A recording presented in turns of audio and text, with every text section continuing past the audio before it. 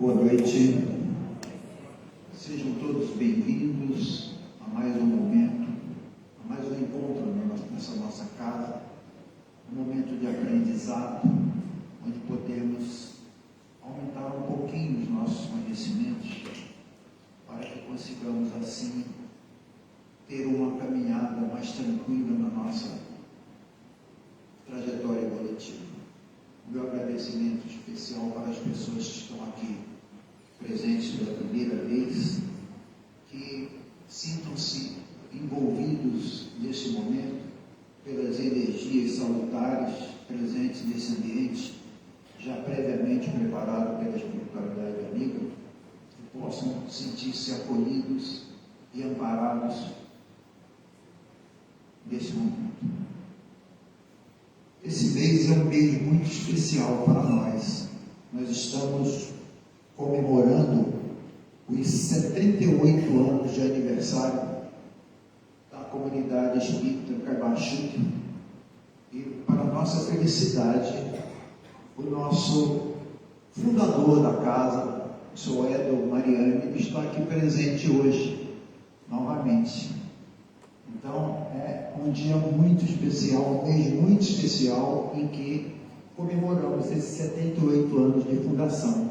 E também nós comemoramos os 157 anos do natalício de Caibaxuta. Então, o mês de setembro é um mês muito importante para as comunidades espíritas de todo o país.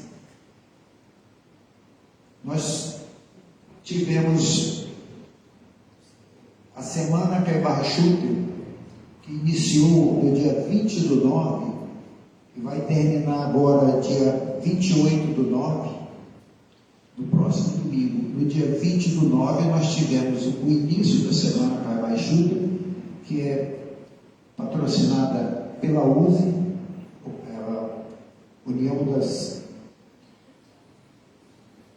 Sociedades Espíritas, de Matão.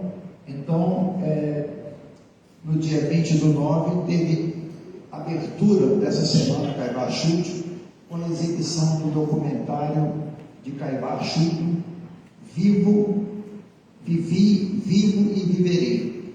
Então, esse documentário foi apresentado no Cine Teatro Matão, sábado passado, às 9h30 da manhã.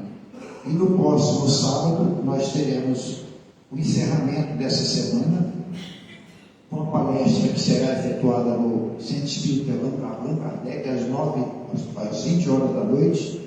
A palestra será, a palestrante é Amanda Évia de Matão, e o tema Caibaxuta e o seu legado imortal. Então, a semana Caibaxuta vai se encerrar no próximo sábado.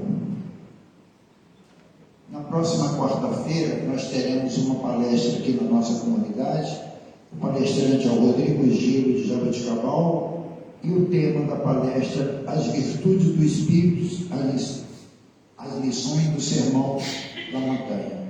Será na próxima quarta, às 20 horas. Eu gostaria de agradecer aqui também a presença dos representantes dos demais casas espíritas que vieram até aqui a nossa casa nesse dia de hoje, em especial o Valentim, que é o presidente da USE, que está aqui presente. Muito obrigado, Valentim, e em seu nome eu agradeço aos demais representantes aqui presentes também. Eu gostaria de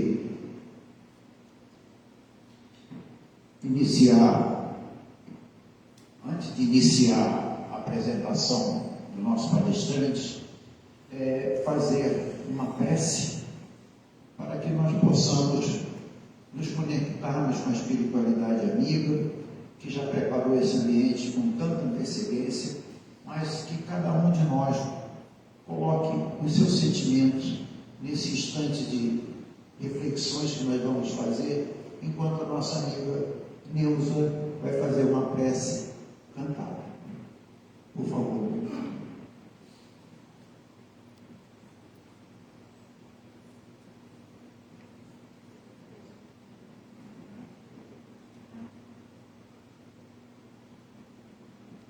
Agradeço Peçamos então a Deus, nosso Pai, Jesus, nosso Mestre, nosso irmão maior, por estarmos todos aqui nesta noite tão festiva. Agradecemos.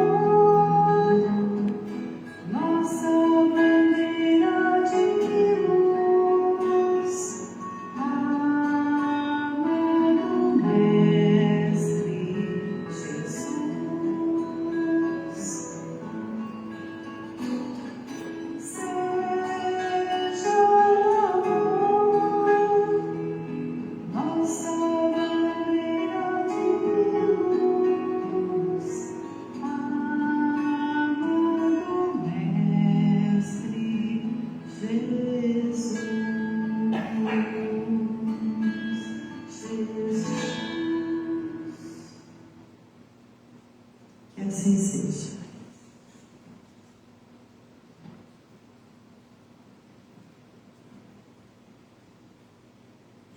O nosso palestrante dessa noite é o nosso amigo André Luiz Bordini, de Ribeirão Preto, e ele trabalha no Centro Espírita Allan Kardec, na cidade de Ribeirão Preto. O tema da palestra do André é Bem-aventurados os mansos e pacificadores. André, por favor, a palavra é sua.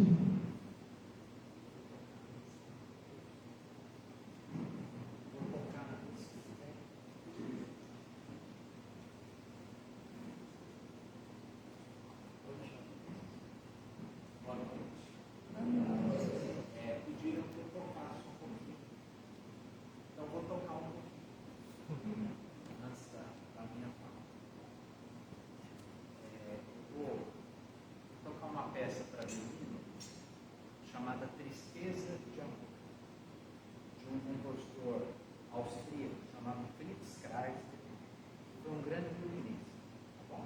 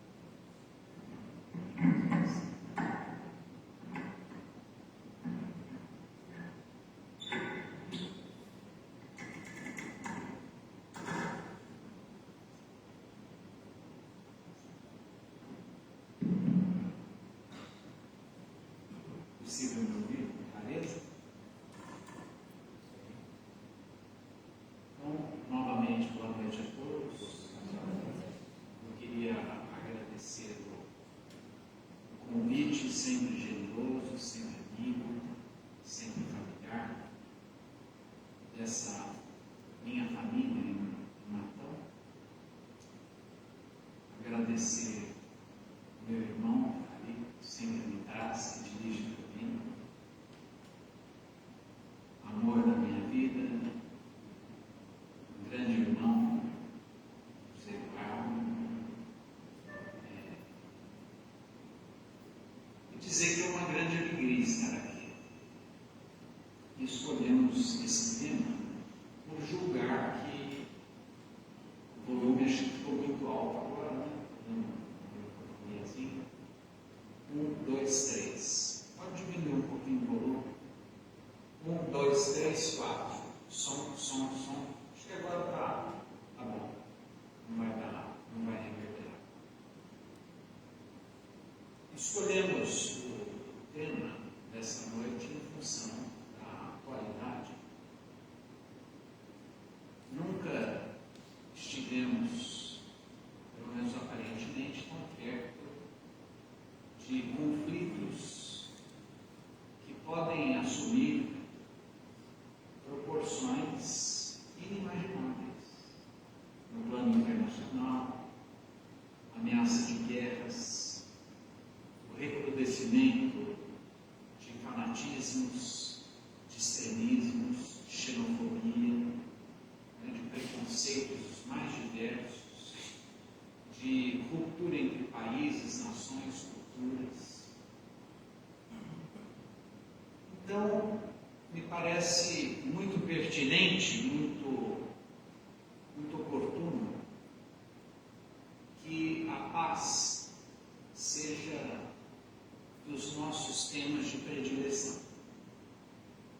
E eu vou iniciar a minha fala evocando a poesia de Carlos Drummond de Andrade, chamada Canção Amiga, em que ele diz o seguinte: eu preparo uma canção em que minha mãe se reconheça,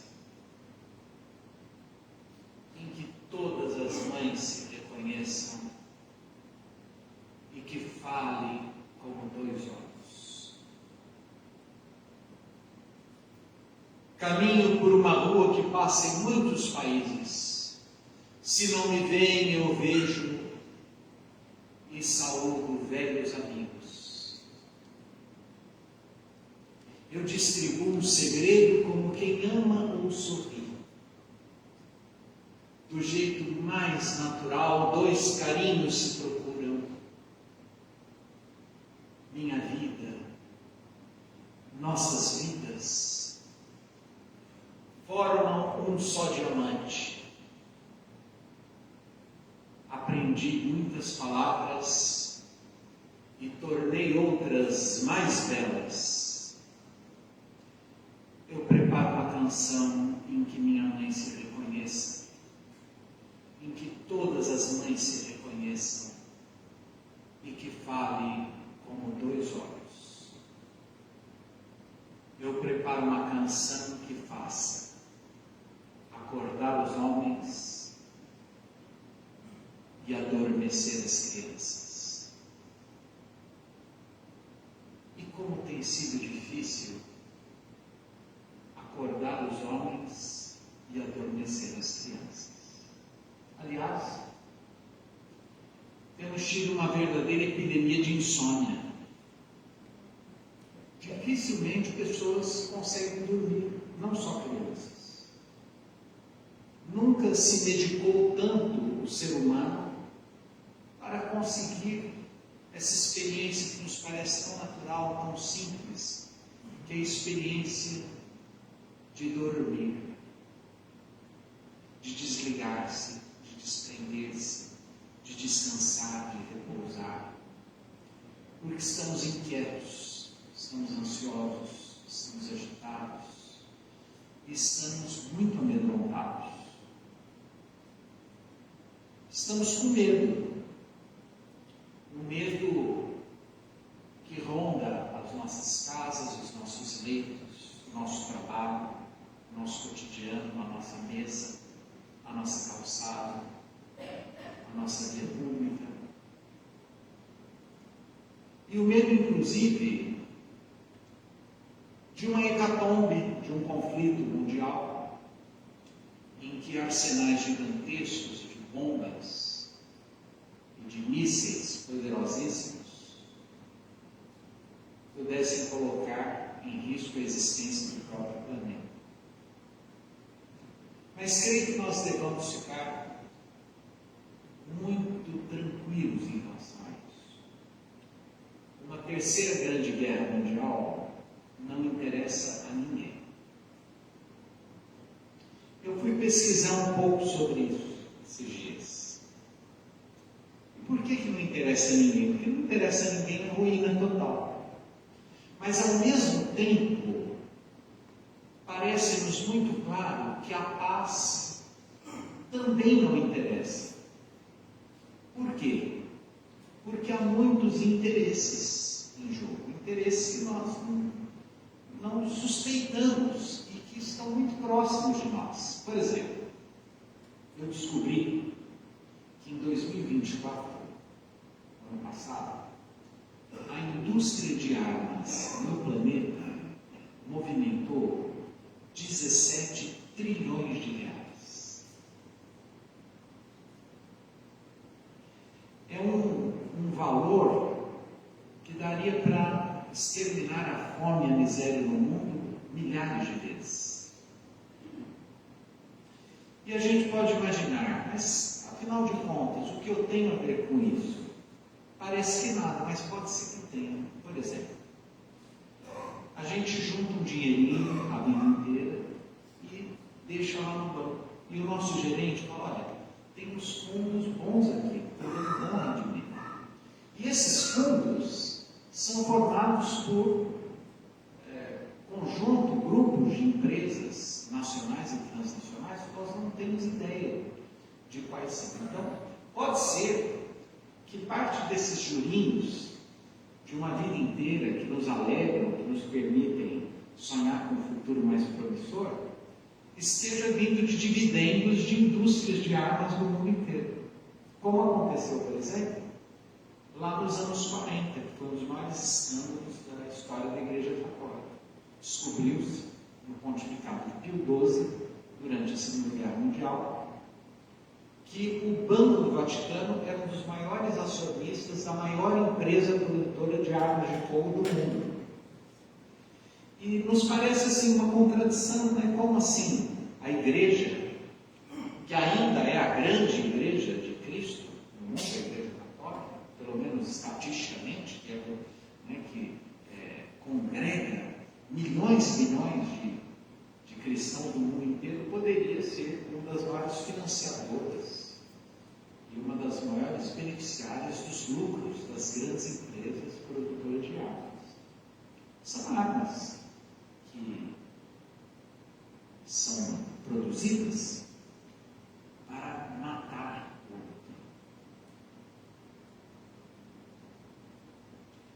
Poderíamos imaginar que as guerras, então, estivessem dentro de um plano divino de destruição, por exemplo. Os hindus possuem há milhares de anos uma tradição teológica fundamentada no equilíbrio entre três grandes divindades, que é a suprema trindade do hinduísmo, Brahma, Krishna e Shiva.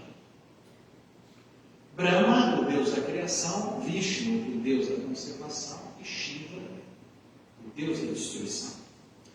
Há 20 anos eu estive na Índia, fiquei quase 2 meses lá, no ashram onde tínhamos acesso ao grande místico indiano, Sai Baba, e me chamou a atenção o fato de que os indianos tinham uma especial predileção pelo deus Shiva, o deus da destruição. Um dia eu perguntei para o indiano por que tinha tão poucos templos dedicados a Brahma e a Vishnu, e tantos templos, uma multidão de templos e de cultos dedicados a Shiva, o deus da destruição. E ele me respondeu que todo o processo de transformação se deve a Shiva, a destruição. Que é preciso destruir tudo que há de ruim para que o novo, o bom, o luminoso aconteça. Mas o luminoso, o bom e o transformador não tem a ver com guerra. Quando recorremos ao Livro dos Espíritos, e vamos lá estudar um pouquinho a lei de destruição, uma das leis naturais, não está entre o repertório de elementos e de experiências de destruição a guerra. Quando se estuda a lei de destruição no Livro dos Espíritos, não se fala de guerra. É um outro tipo de destruição. É uma destruição ligada a um princípio fundamental, não só da ciência, como também da espiritualidade, que é o princípio da impermanência, o princípio da ação transformadora do tempo. Então, quando se fala da lei de destruição, nós estamos falando, por exemplo, no reino dos animais, dos predadores e das presas. Então, os predadores destroem as presas para sobreviver. Estamos falando dos grandes cataclismas, das grandes tragédias geológicas que operam extraordinárias transformações telúricas no ambiente da natureza, na ordem natural das coisas, nos elementos fundamentais do mundo, e obviamente que estamos vinculados a essas grandes transformações, afinal de contas, como já nos ensinou Leon Denis, nós somos esse princípio inteligente que está lá latente nos minerais, que se agita nos vegetais, que estremece nos irracionais e que desperta na condição hominal. Quando então, em condição de simplicidade e ignorância, somos convidados pelo tempo e pela vida a nos esculpirmos e irmos nos transformando nisso que vamos sendo. E eu gosto muito de usar o gerúndio nisso que vamos sendo. Esses dias, um menino de 18, 19 anos me perguntou: André, afinal de contas, como é que você é? Você é assim, você é um sujeito mais tranquilo, mais agitado, do que você gosta? E eu me surpreendi com a pergunta dele, e eu não sabia responder, porque eu não sei. Porque a cada momento eu vou sendo uma coisa. Tem dia que eu sou agitado, tem dia que eu sou mais tranquilo, tem dias em que eu gosto de coisas que no dia seguinte não me apetecem, porque eu não sou eu vou sendo, nós somos seres no tempo. Né? Lá no passado, antes de Sócrates, nós tivemos dois grandes pensadores que construíram a teoria a partir do qual nós tentamos compreender isso que chamamos de realidade. Parmênides, que acreditava que o que é real é aquilo que é, ele passou a vida, perguntando o que é, por que o mundo é o que é, por que o mundo é formado daquilo que é e não daquilo que não é. E ele, perguntando isso a vida inteira, não chegou a conclusão nenhuma, e finalmente ele definiu que o que é e o que não é, não é. Então, Parmênides considerava que isso que a gente chama de realidade está no campo da física, daquilo que é perceptível aos nossos sentidos, que é palpável, que tem massa, que tem peso, que é visível, que ocupa lugar. Mas o contemporâneo dele, chamado Heráclito, em Éfeso, na Turquia, pensou diferente. Ele pensou que a realidade não é espacial, que a realidade é temporal. E afirmou que nenhum homem pode entrar no mesmo rio duas vezes, porque nem o rio será o mesmo e esse homem também não será o mesmo. O que isso quer dizer? Eu quero dizer que o início da minha fala já não é mais real. E o fim da minha fala ainda não é real.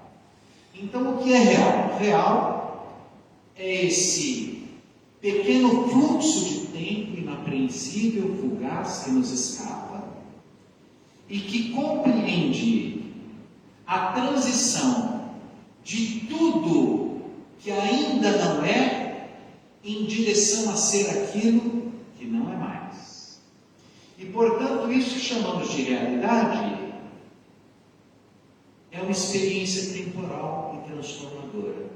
Porque quando eu acredito que sou alguma coisa, no momento seguinte eu já não sou mais. O que levou o grande filósofo Jean-Paul Sartre a dizer que nós somos sempre mais aquilo que ainda não somos do que aquilo que pensamos ser. E disse-nos mais que o homem é sempre um projeto inacabado que só se conclui com a morte. Quer dizer, até o momento da nossa desencarnação, da nossa morte, nós podemos surpreender o mundo sendo alguma coisa que ninguém imaginava que a gente pudesse ser, porque somos seres da liberdade e vamos nos construindo, e nessa construção, a partir dessa condição de simplicidade e ignorância, nós vamos transitando por determinadas personas, através de múltiplas encarnações, de múltiplas experiências, em direção a um futuro incerto, no sentido de que não somos capazes espiritualmente de compreender o ponto de chegada. Sabemos que vamos para um lugar que não temos a exata precisão do que seja, porque não nos é dado perceber essa extraordinária percepção, esse ponto de chegada. E já disse-nos a poetisa Cora Coralina, na vida mais importante do que o ponto de chegada é o caminho. Caminhar. A vida é uma grande viagem.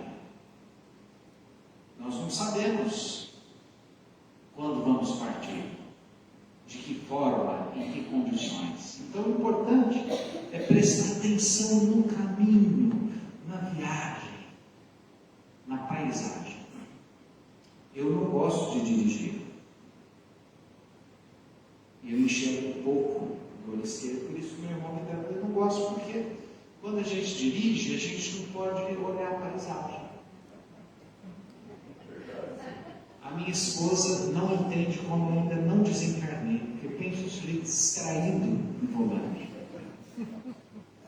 Eu dou um trabalho danado para o anjo de guarda, porque eu estou andando, de repente, um IP me chama a atenção e eu paro tudo. Já bati muito, pequenas batidas. Eu quero ver o trajeto, eu quero ver o que está do lado dessa aparição, no caminho, independente do lugar em que eu vou chegar. Então, através dessas múltiplas existências, eu vou adquirindo personas muito diferentes. Persona em grego é uma palavrinha que quer dizer máscara, vem do teatro grego. O ator grego usava uma máscara chamada persona. Nessa minha experiência, eu tenho este corpo, tenho esse nome, vivo nesse lugar, falo esse idioma, acredito num repertório dado de crenças, de verdades, de sentidos. Uma vez liberto desse corpo, retomo a minha consciência. Porque nós não somos um espírito habitando um corpo. Nós somos uma consciência espiritual transitoriamente projetada em forma física. Eu não consigo, enquanto estou encarnado, me desprender desse corpo que eu sou. E é muito estranho, porque quando a gente se refere ao nosso corpo, a gente usa o pronome possessivo, é o meu corpo. Se é meu corpo, quem sou eu? Né? Porque o corpo é meu, mas não sou eu. Mas ao mesmo tempo eu não consigo me desprender desse corpo que transitoriamente eu sou. Então a minha consciência está projetada célula a célula até o momento da minha morte, nesse meu corpo, nessa dimensão corpórea estranha a mim, porque eu preciso todos os dias me olhar no espelho e me reapropriar desse corpo que eu sou, porque ele é estranho a mim. O grande filósofo francês Maurice Merleau-Ponty tem um conceito muito interessante de corpo anônimo. O que é o corpo anônimo?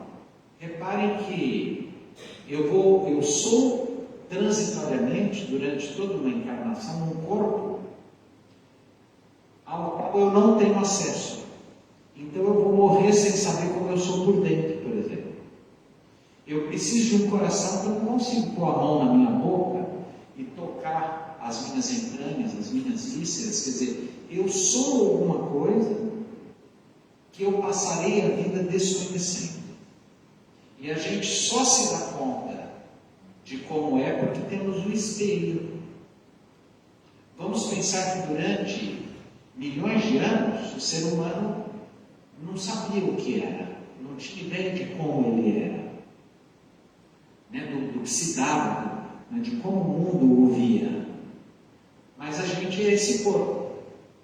E aí no momento em que eu vou me transformando, eu vou sendo, nós somos seres gerúndios, vamos sendo coisas, até que, uma vez desprendido dessa projeção física durante uma encarnação, eu resgato a minha consciência espiritual, que não tem nome, não é André, não é Bordini, não é brasileiro, não fala português, não é careca, não tem barba, não é nada. Uma consciência que numa outra encarnação vai adquirir uma outra persona, em outro lugar, talvez num outro país, falando uma outra língua, num outro conjunto de crenças, numa outra religião, vivendo outras experiências com novos desafios, em direção eterna à luz, a esse projeto de quintessência que devemos ser. André, mas o que isso tem a ver com a guerra? E por que estou falando da guerra? Porque a guerra é a oposição à paz. Podemos dizer que a guerra é o antônimo da paz. Quando queremos sair da guerra, nós estamos em busca de paz. E quando Allan Kardec pergunta por que os homens fazem a guerra, o Espírito de Verdade tem uma resposta muito clara. Primeiro motivo da guerra: o orgulho e o egoísmo. Essas chagas terríveis que corroem o nosso coração, a nossa alma, a nossa compreensão, o nosso entendimento. O materialismo, então, a ausência de uma consciência de nossa natureza espiritual e de nosso destino espiritual. Interesses escusos os mais diversos, está lá no Livro dos Espíritos. Uma multiplicidade de interesses mesquinhos, inferiores, uma ilusão de superioridade. Então, na verdade, nós fazemos a guerra porque nos distanciamos dessa consciência de nossa natureza espiritual. Quanto menos espiritualizados somos, mais estamos próximos de realizar a guerra. Mas a guerra, ela não começa com os grandes líderes, os grandes governos e os grandes interesses. Assim como não há um todo sem a parte, quem faz a guerra são os homens. E, portanto, para que as nações, os grupos, promovam a guerra, é preciso que haja um conjunto de homens que encontram sentido na realização da guerra. E, portanto, a semente da guerra é o singular coração do homem. Esses dias, uma pessoa me procurou, disse assim: olha, minha esposa pediu para eu vir conversar com você e tal. Ela tem uma queixa de mim, que eu sou muito explosivo, sou muito briguento, sou muito impaciente. E ela não está me aguentando mais. E a gente conversou um pouquinho, e eu perguntei para ele o seguinte: quando é que você vai morrer? Ele falou: como assim? Não, no momento você vai morrer. Você já pensou que você vai morrer?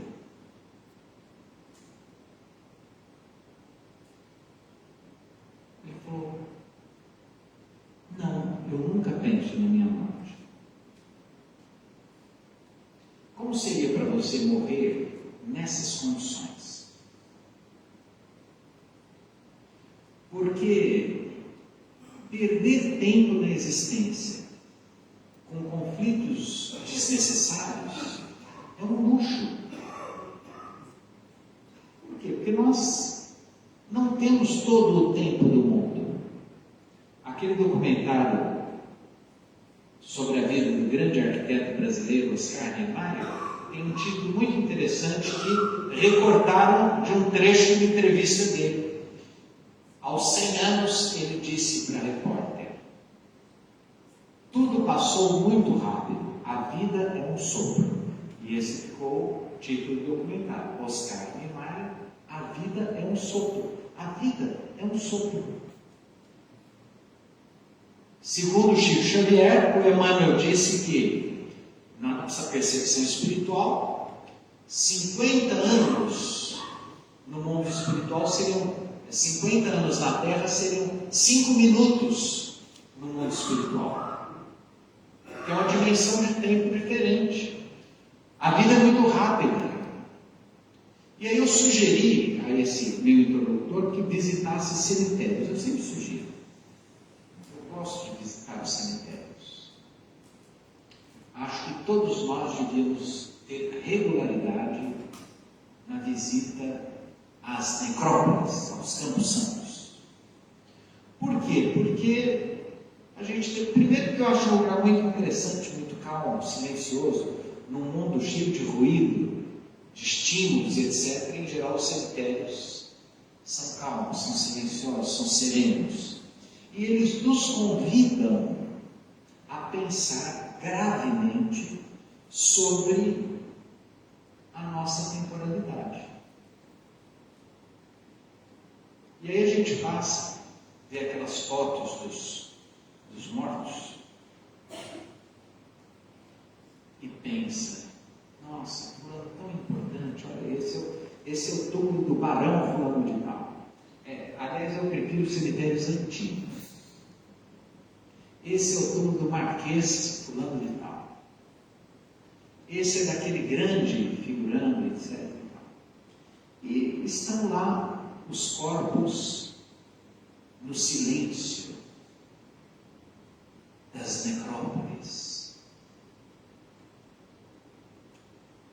Aliás, o grande escritor norte-rio-grandense Luiz da Câmara Castudo, na sua genialidade, diz o seguinte: que os cadáveres, ele diz, que os cadáveres apodrecem, mas os mortos dormem. Acho bonito isso. Olha como as palavras guardam sentidos muito específicos. Os cadáveres apodrecem, mas os mortos dormem. Então, quando a gente pensa na morte, a gente começa a aproveitar melhor a vida. E o que é aproveitar melhor a vida dentro dessa dimensão de compreensão espiritual da vida? É aproveitar cada segundo para a nossa transformação. O sujeito que nasceu de um jeito e morreu do mesmo jeito e nunca mudou de ideia, não entendeu nada do que veio fazer aqui.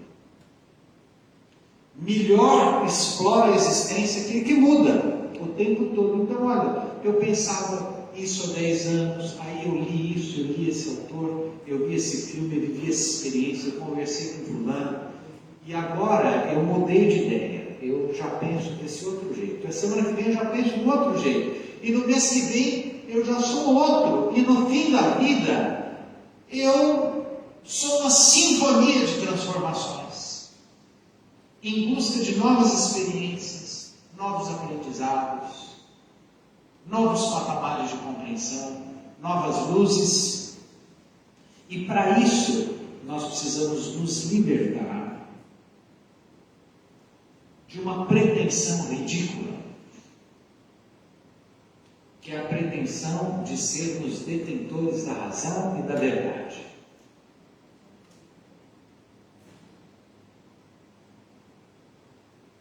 Então, quando a gente pensa na morte, a gente não quer ter razão, a gente quer ter uma vida melhor. Do que eu estou falando? Estou falando de uma crônica escrita por um poeta brasileiro chamado Ferreira Goulart. Ele escreveu na Folha de São Paulo. E ele conta que teve lá um dado fim de semana em que ele brigou com a mulher dele.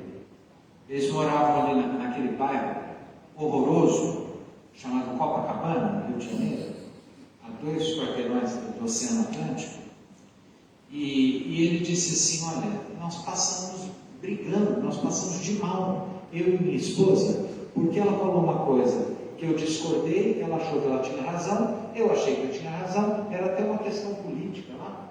E aí, na segunda-feira, ele escreveu essa crônica, e ele dizia assim: e nós perdemos o fim de semana de mal.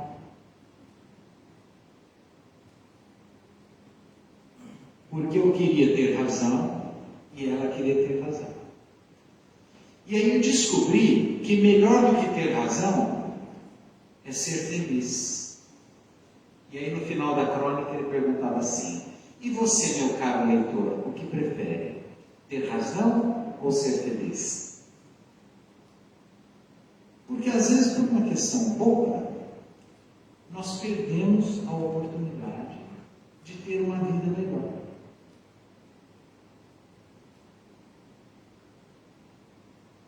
Mas para chegar nisso, nós precisamos lembrar que vamos morrer. Ah, mas o espírito é imortal. É, mas nós, o meu espírito é imortal, mas o André Gordini vai morrer. Vai estar lá no túmulo. Aqui jaz André Gordini. Muito a contragosto. Sobre protesto, né? E é bom que a gente trabalhe, né? Senão fica igual, tem lábios muito interessantes, né? O Cornélio Pires tem uma provinha muito interessante, um sujeito que era muito à toa, né? Então, se estava lá escrito no túmulo dele, né? No túmulo de João de Souza, li a seguinte inscrição no túmulo de João de Souza: aqui finalmente descansa quem nunca fez outra coisa. Então nós vamos. Ele procura trabalhar para não passar vergonha na lápide, na inscrição, na lápide. Então a gente vai trabalhando e lembre-se que a vida é uma só. Aí alguém dirá: mas não tem as encarnações? Tem. Muito bem. A outra encarnação é uma outra vida. Essa eu nunca mais vou ter. O fato de estarmos vinculados às sucessivas reencarnações, que é maravilhoso, eu acho maravilhoso, que envelhecer não é fácil, tudo é difícil no envelhecimento. Aí a gente precisa desencarnar, ir embora, para depois pegar um corpo novo, de novo, e cheio de sonhos, e liberto das culpas, das lembranças que nos aprisionam, dos traumas. Né? Vamos para frente. Mas essa vida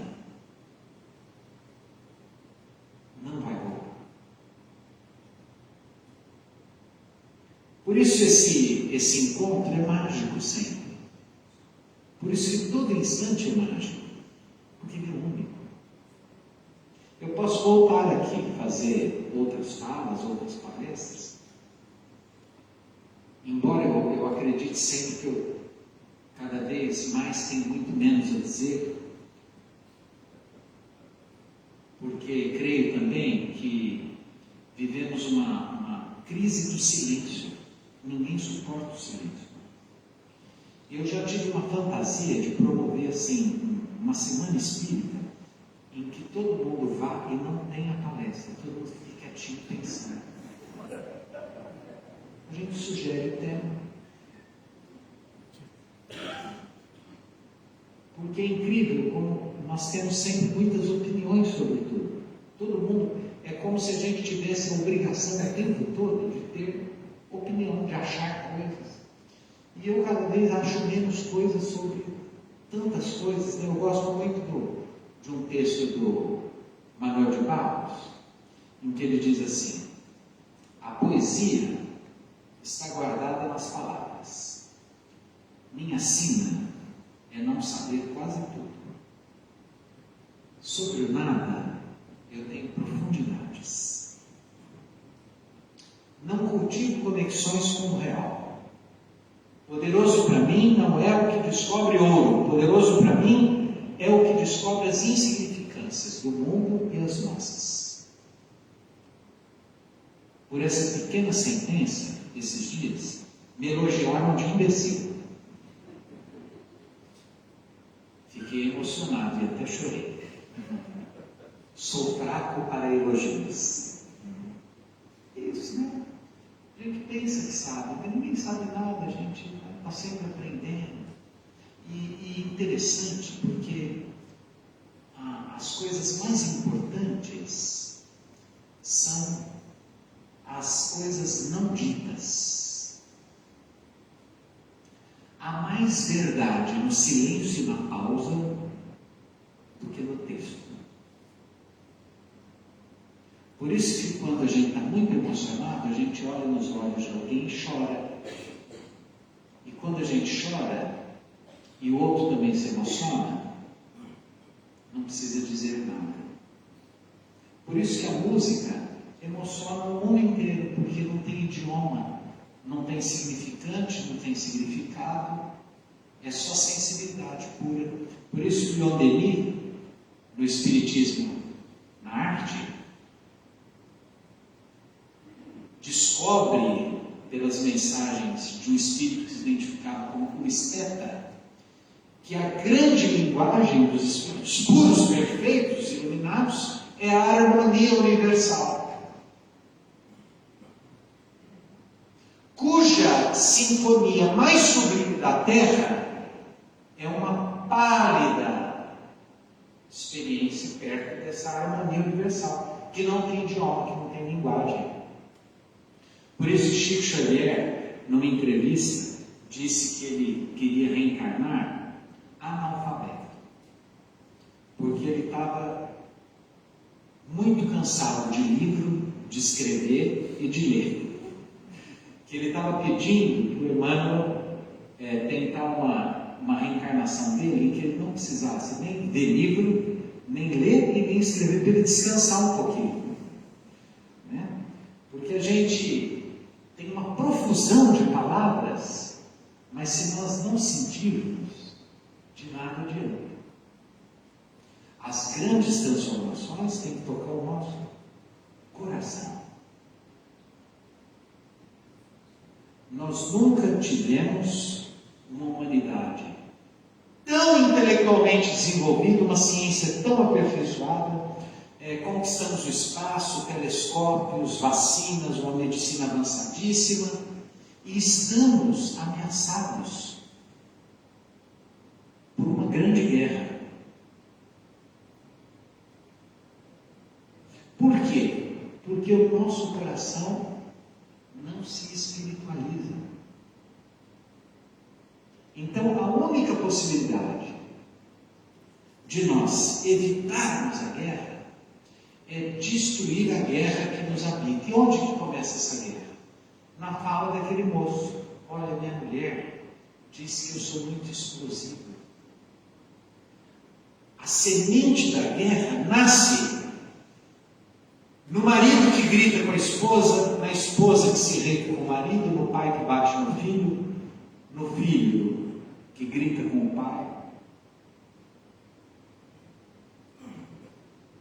na ameaça no trânsito, na guerra entre vizinhos, no duelo entre irmãos.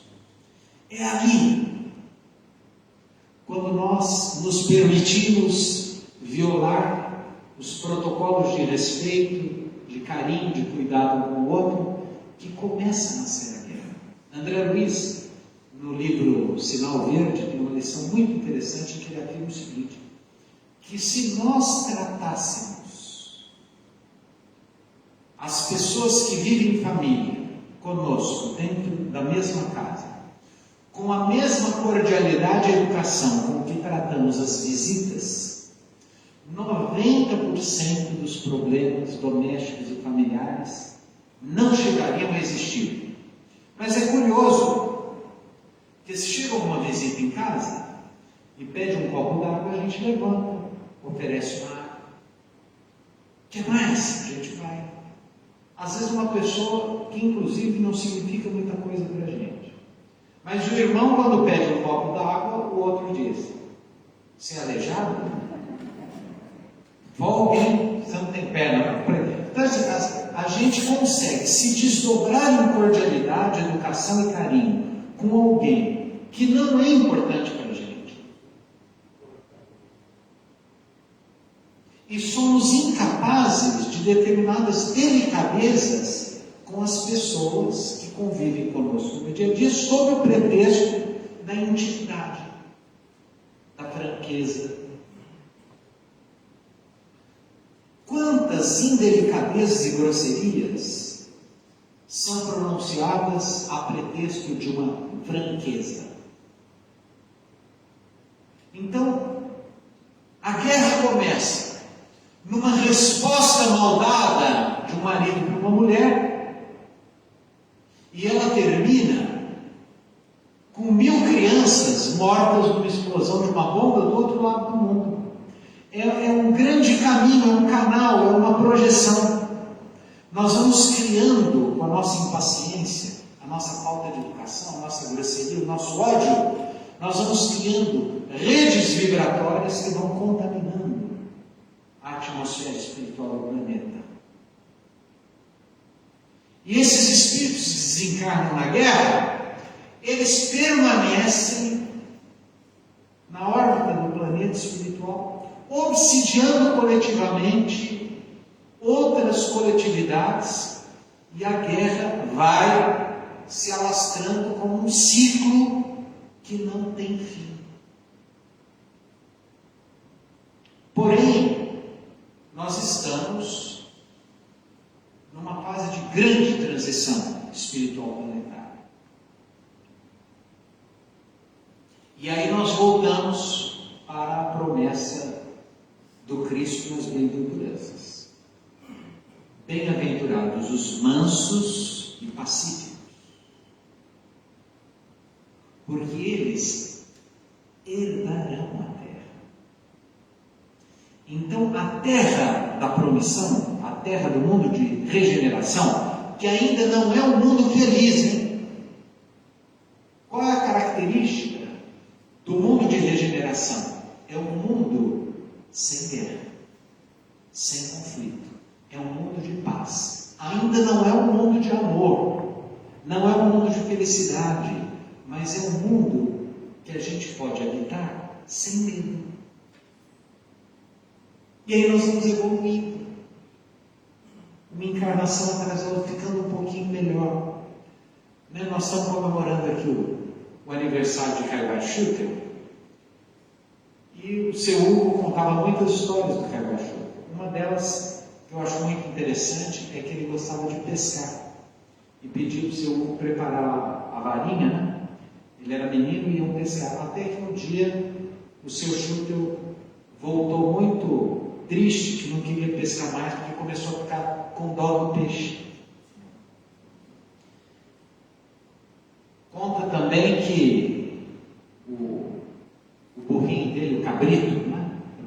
pouquinho do seu Schutel? Uma vez saiu desembestado e disse: o seu Schutel olhou para ele e falou assim: olha, você não pode mais fazer isso, viu? Você vai ver o que vai acontecer com você. Aí o Gonçalves, o seu Schutel, chegou e fez assim: ó, nunca mais faz isso. Deu 2 tapinhas de levinho na testa dele. Então tem uma hora que a gente começa, por exemplo, para comer carne, a gente não pode lembrar do boi. Eu gosto de carne, eu ainda como carne. Mas eu sempre tenho que fazer esse esforço para não lembrar que o bife é boi. Né? Porque se for preciso matar, só uma situação assim, limite, mas assim, eu não consigo me imaginar enfiando uma faca num bicho. Seja um porco, seja uma galinha, a gente come que já está morto no frigorífico. Mas assim, a gente começa a ter mal-estar com tudo que significa destruir a vida. A gente começa a perceber que está melhor.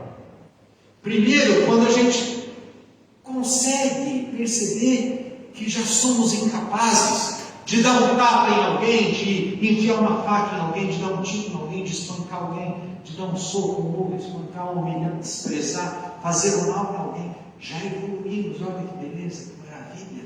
Não somos mais capazes. E se falamos alguma coisa que fere o outro, somos tomados por aquela culpa terrível e que é maravilhosa, porque já indica que já temos uma consciência moral desperta.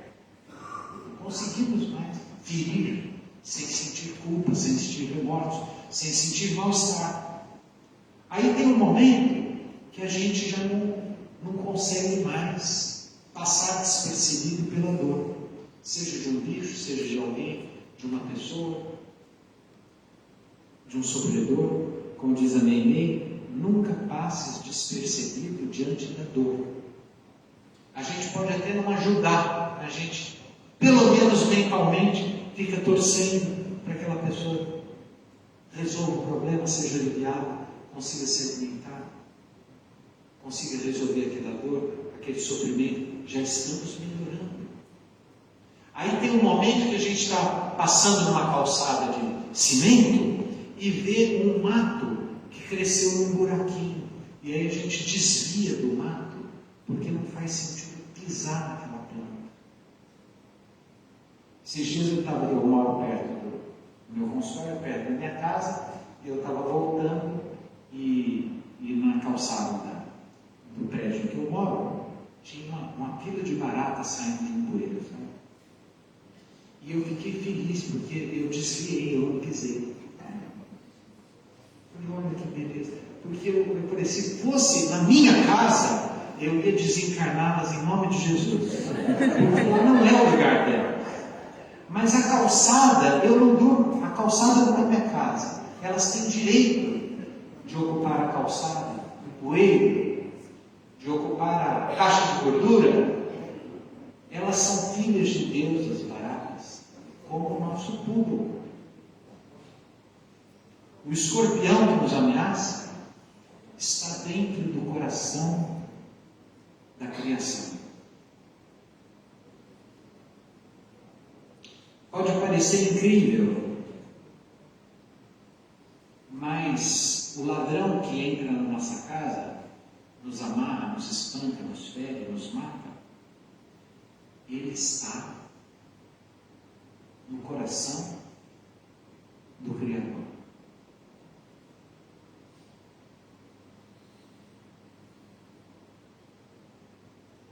A Adélia Prada, poetisa, está completando 90 anos e ela é muito religiosa, muito católica, está publicando um livro e esses dias eu vi a leitura de um dos poemas dela, que ela fala da contemplação das chagas do Cristo. E ela fala que, contemplando as chagas do Cristo, ela divisa luminosamente a redenção dos homens. E aí ela diz, nas suas chagas, Senhor, cabe o meu coração, cabe a minha vida, a vida de minha família, vida do Pedrinho Matador, que foi um grande fascínio, um matador de aluguel. Estamos todos juntos. A terra é essa grande nau que nos convida o tempo todo a semear a paz. Não haverá paz no mundo enquanto o nosso coração não estiver em paz. E para estar em paz, é preciso, por exemplo, perdoar. Eu gosto muito desse verbo. Perdoar. Ele é formado de um prefixo que é per, que quer dizer todo, e doar. Perdoar. Doar por inteiro. Uma das coisas mais gostosas do mundo é perdoar. A vida é uma viagem extraordinária. E quando a gente carrega mágoas, carrega ressentimentos, rancores, é como uma mala que vai ficando pesada e sem rodinha. Então vamos imaginar que para onde a gente vai, a gente precisa levar junto a mágoa. E aí então essa mágoa é essa mala. E torna a viagem pesada, nos impede de conhecer lugares mais afastados, mais bonitos, contemplar paisagens mais à altura. E aí, com o tempo, a gente vê que está difícil aquela viagem, carregando aquela mala, vai para lá, vai para lá, aquela mala terrível, pesada, estranha. Aí um belo dia, iluminados pela inspiração da fé, às vezes, de uma certa espiritualidade já latente em nós, nós decidimos fazer como a poetisa Cora Coralina, que aos 90 anos diz o seguinte: a vida me ensinou que a partir de agora eu quero viajar mais leve. Só levo comigo o que cabe na bolsa e no coração. Aí a gente sobe com essa mala lá numa montanha, olha bem para ela e fala assim: olha, você está pesada demais, se eu vou te jogar daqui, a gente joga. E aí faz assim, com os ombros, respira e segue. É tão bom perdoar, é tão bom ser perdoado, é tão bom poder viver em paz e ser leve. Chico Xavier, uma vez em uma entrevista, disse assim: olha, a paz é algo que é possível oferecer ao mundo, mesmo sem tê-la para nós mesmos. Às vezes a coisa está fervilhando, nós estamos ali, com os problemas, as aflições, os conflitos, as culpas, as perturbações, as neuroses, as dores, as frustrações, os lutos, as perdas, mas a gente consegue estar em paz. Porque não adianta fugir. Não adianta fugir de dor. A gente foge da dor aqui, ela está esperando na outra esquina. A gente foge de lá, ela está lá. A dor é nossa. Ainda vivemos nesse mundo de dor, de perdas, de problemas. Mas se quisermos herdar a terra, temos que ser mansos e pacíficos. Temos que levar a paz, entregar a paz e ser a paz. Por isso, que nessa noite eu convido a todos para que juntos façamos uma prece pela paz. Mestre Jesus, amigo incondicional de nossas vidas, abre as portas do teu divino coração e acolhe-nos como príncipe da paz. Resgata-nos das sombras cruéis do materialismo dulcifica-nos os pensamentos, os sentimentos. Mostra-nos as sublimidades do Teu Evangelho no deslumbramento da Tua luz. Infunde em nosso coração e projeta para toda a humanidade vibrações de paz, de amor, de harmonia, de luz, de beleza, de mansuetude, de docilidade.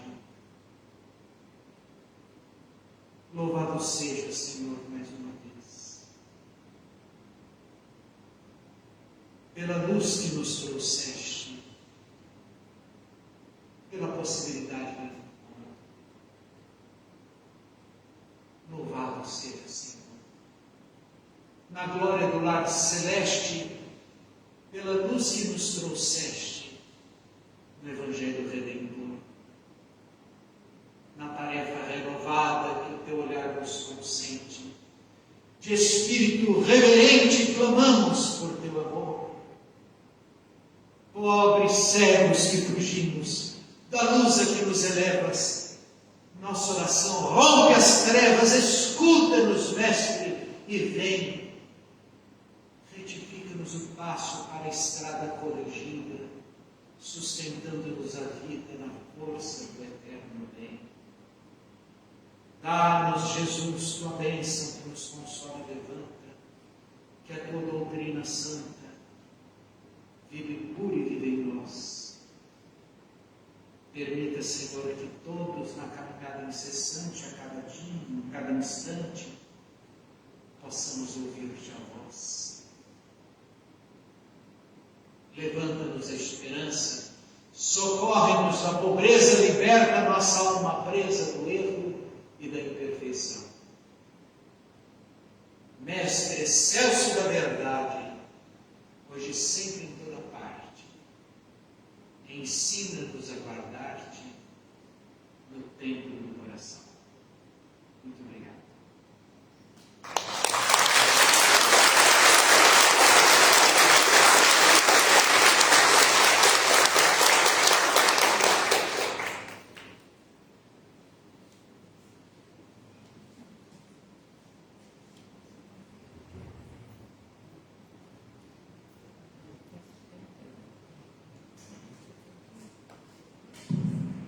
Muito obrigado, André, pela sua belíssima fala e pelas inúmeras reflexões que você nos levou. Que Jesus te ampare e te ilumine sempre, para que possamos receber esses ensinamentos novamente, em breve. Eu gostaria, André, de te pedir, por favor, você me citasse um número de 1 a 71. 60. Número 60. Eu só tenho de um livro. Quem é o 60?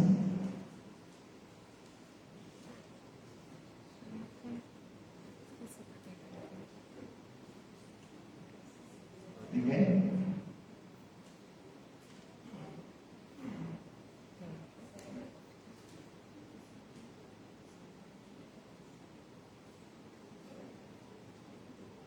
Pedi outro número, então, André. 15. Já apareceu.